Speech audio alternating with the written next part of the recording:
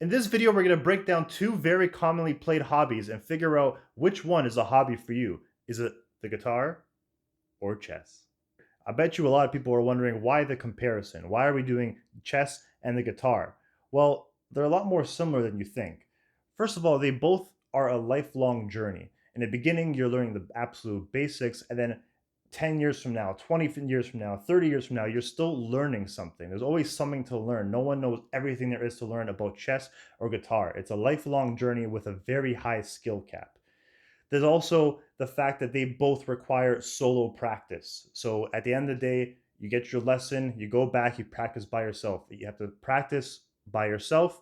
You have to learn by yourself. You have to embrace the grind. They're very similar that way when it comes to guitar and chess. And most of all, they both take a lot of focus and a lot of patience and a lot of dedication. So that is why we're comparing the two. And I also personally play both of them. So to me, I could speak about them all day. So what is the criteria? How are we scoring the two hobbies against each other?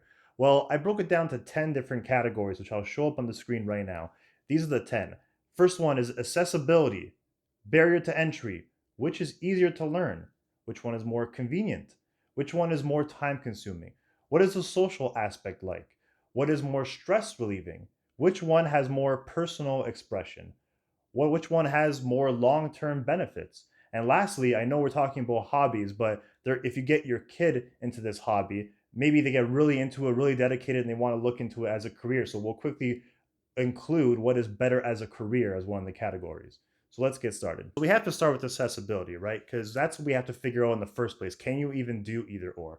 Well, with the guitar, of course, it takes some hand-eye coordination, some mobility, some finger strength. It requires hearing so you can hear what you're playing and what it sounds like. While the chessboard is, you know, can you move a piece? That's it. Can you move your mouse if you're playing online? And the reason why I'm giving the first point to chess is because there's a thing called Neuralink, which is owned by a company, which is owned by Elon Musk, I believe.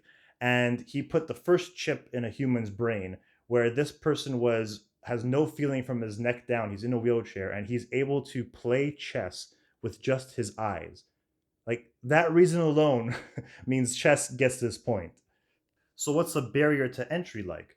Well, the guitar costs more. You need to buy a guitar. You need to buy a guitar stand, maybe a guitar chair. You don't really need one, but you need to get one eventually. A guitar case, a strap to play while you're standing up, guitar picks, a capo. It sounds like a lot of stuff. It's not. They're both kind of inexpensive, but the guitar definitely is more expensive than chess, where chess is just make an account online on chess.com and you can start playing, or get a little traveler chessboard. It costs 10 or 15 bucks. Start playing. So for this, I have to give it to chess. Chess definitely has a much easier barrier to entry. So which one is easier to learn? Well, I play both. And I learned guitar about 6 months ago, and I've been playing chess for about 3 or 4 years. So I could speak on this. I think that guitar is easier to learn in the sense that it's easier to become an average player, right? I give you a guitar, you can learn the basic chords and how to strum and how to pick the notes in about a month and a half, and then you become an average guitar player just like that. While with chess, yes, it's easy to teach somebody how the pieces move and you can start playing today or tomorrow, but you're terrible for months and months. Like it takes so long to get good. Like the average player is much better than you are for months and months. So for that reason, I think the guitar is easier to learn. They both have their ways, their sources of learning. You got the books for chess, you got online lessons, you got in-person lessons. It's the same with guitar. You can do online lessons, you can do in-person lessons. With chess, there's the chess club. With guitar, there is jamming with your friends and learning that way. You could learn music class in high school. You could learn that way as well. But ultimately, because I think it's easier to become an average player with the guitar than it is to be with chess, I have to say guitar is easier to learn. So when we talk about convenience, it's about which one is more convenient to play and to practice. Well, the guitar right off the bat, it's a pain in the butt, right? If you want to practice the guitar and play the guitar, you have to have the instrument with you. You have to travel with it. If you're going on vacation or going somewhere around the world, you're not going to have a guitar with you unless you're a professional. While with a chessboard, it's very easy. Not only is it online and you can play on your phone everywhere you are, even if it's offline, if you're in a subway or underground, you can play chess in offline mode, practice that way. There's travel boards where you could bring it on in cars or bring it on plane rides and play with people. There's apps all over the place. There's a famous example, well, famous to me at least, where Gotham Chess, a very successful streamer with in the chess world, he tells a story that one time he lost to a treadmill. He was playing chess on a treadmill, and the treadmill beat him. It's everywhere. You can play chess everywhere. It's much more convenient to play chess and have it as a hobby. Chess wins this one for sure. So, which of the two hobbies is more time consuming? Well, of course, they both could have infinite amount of hours played, and that's what makes it so great.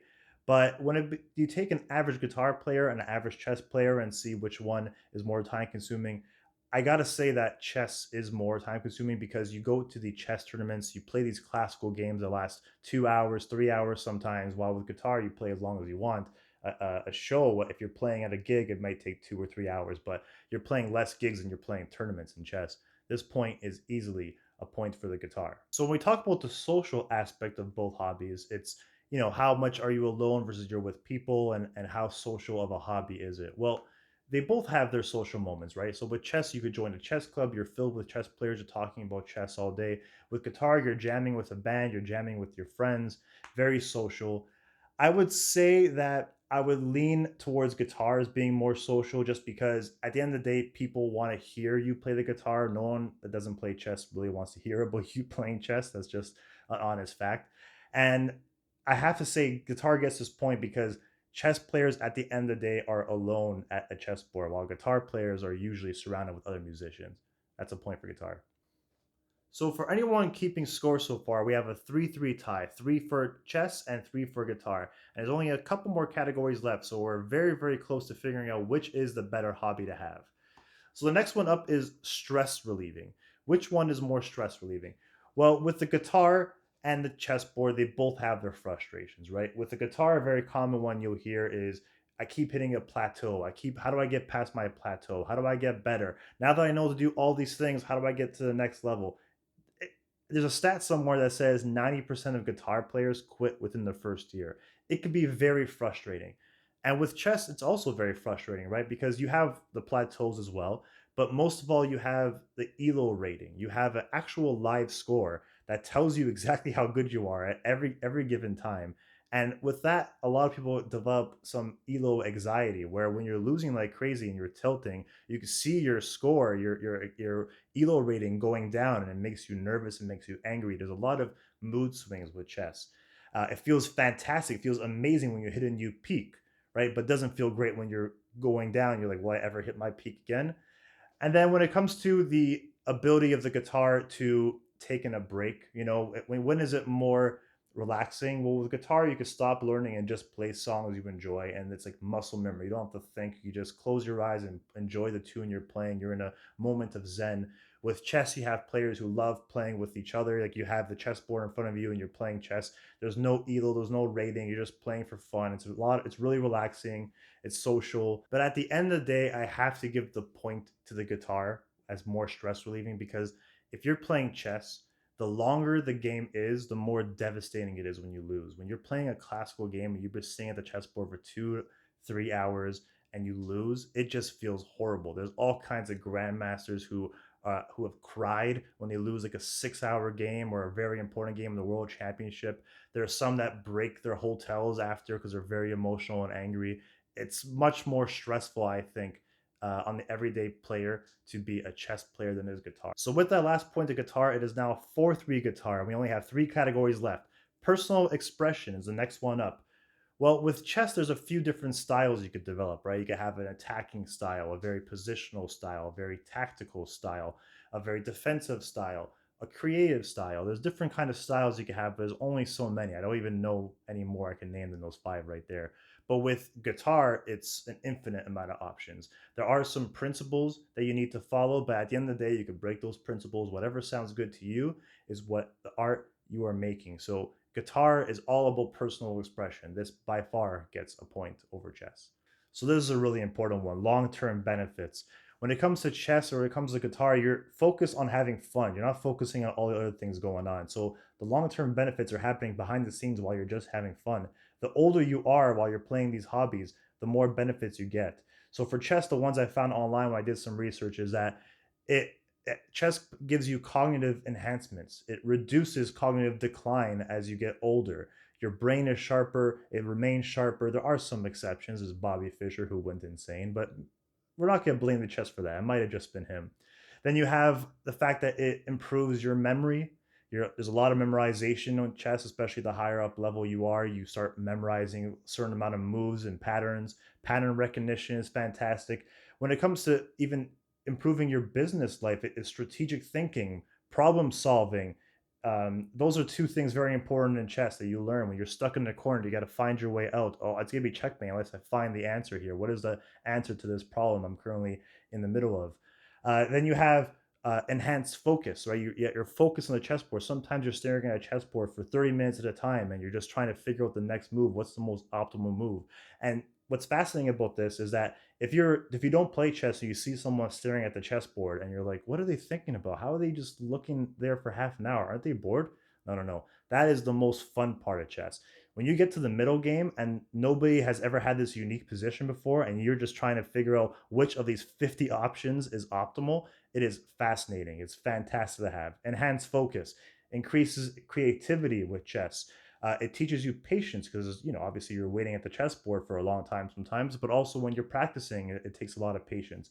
With the guitar, it's very very often the same thing. It also teaches patience. It also enhances focus, right? It's a grind. The guitar is a grind. It's a marathon. It's not a sprint. You don't learn the guitar ASAP. You learn a little bit 10, 15 minutes a day, and it accumulates as you play longer and longer. It increases motor skills, the guitar does. But most of all, I think the guitar can be therapeutic to you and to others around you. Sometimes music just makes you feel better, it makes you in a better mood. But because of all the cognitive and business and real life applicable skills you learn from playing chess, in my opinion, I have to give this point to chess. So we are now at 5-4 for guitar and chess with one category to go. Let's figure it out. So we are on the last category. Which one is better for career? And I know in the beginning I said we're talking about hobbies here, but I picture a lot of parents watching this, maybe trying to get their kids into either of the hobbies. So this is important for them to know if their kid happens to be, gifted or really dedicated or really enthusiastic about either of these hobbies. Some of them might want to be a professional chess player or a professional guitar player. I know when I was a kid, I was put into ice hockey, and right away I was like, I want to be an ice hockey player when I grew up. Well, I gave up that dream when I was 12 years old and I was still in house league. But for a lot of players out there, it's realistic. You can become a chess player or a guitar player. So let's talk about that very quickly here. We have for chess, there is a professional chess player is considered 2,500 elo rating. A professional guitar player is basically just somebody who was able to make a living, make enough money to live while playing the guitar. So it's kind of hard to have a measuring stick for the guitar. For top chess players, when you do it as a career, you have to travel a lot. Even more, the more successful you are, because you're traveling to all these tournaments, and the more successful you are, you're traveling countries or traveling worldwide, which is exciting, which is fun. But there's a lot of traveling expense. Um, Earnings are more results based, right? Like the better you do, the more money you make. I think on average, if looking online, doing some research, I could see that most chess professionals, not including the super GMs, but most of them that are around 25 or up, make around 100,000 a year American. That's more or less their expected earnings. They can make more if there's sponsorships or people paying them just to show up and not having to be like a results based winning. But at the end of the day, there's very few millionaires when it comes to chess. There's only 1,773 chess grandmasters in the world right now out of 600 million chess players. 1,700 chess grandmasters. It's incredibly rare to become a grandmaster. So as a chess professional, it's much tougher to make a living out of it. There is opportunities with being a chess teacher, right? Making money on the side. Again, Gotham Chess is somebody who got his start by doing chess lessons to people locally in New York, and he also started doing YouTube videos. He blew up too. So there's also all kinds of content creation you could do for chess. Same with guitar. When it comes to guitar, um, you could play locally. You could be a professional musician and just stay as a local talent. You don't have to travel all over the place like you do in chess. You could just be a recording artist that doesn't really tour, right? You just stay where you are. You're always recording. You live in LA or something. That's obviously the top level guitar players. Um, if you are successful enough to tour around the world and traveling around the world like chess players do as a guitarist, you're most likely a millionaire. You're most likely making tons of money if you're traveling worldwide on tour, right? There is, to compare the stats between grandmasters and chess professionals, there is around 100,000 guitar professionals in the USA alone compared to the 1,700 grandmasters. 100,000 guitar professionals. There are 712 million guitar players in the world estimated, about 100 million more than there are chess players, but they're both extremely common hobbies. So guitar players like chess players can also give lessons. But where guitar players have more transferable skills, in my opinion, is that they could also help other artists record. They could do film scores. They could venture. Music is wanted everywhere. There's so many avenues for music, while chess is very much just a game. So keeping that in mind, plus all the statistics that I said earlier, guitar gets this point and wins this video for the better hobby for the average player. Guitar 6, chess 4. Guitar wins. So even though we're comparing the two hobbies, I play both them. I love both of them. I say if you like either or, play them. Doesn't matter which one's better than the other. They're both fantastic. So I encourage you to play either or both like I do. They're both very rewarding and very, very fun. Comment below though. I would love to hear if you prefer chess over guitar or vice versa and why. I would love to hear more. And if you like this content, you want to hear more content like this, please give me a like or subscribe. It really, really helps. And I'll see you next time. Thanks, guys.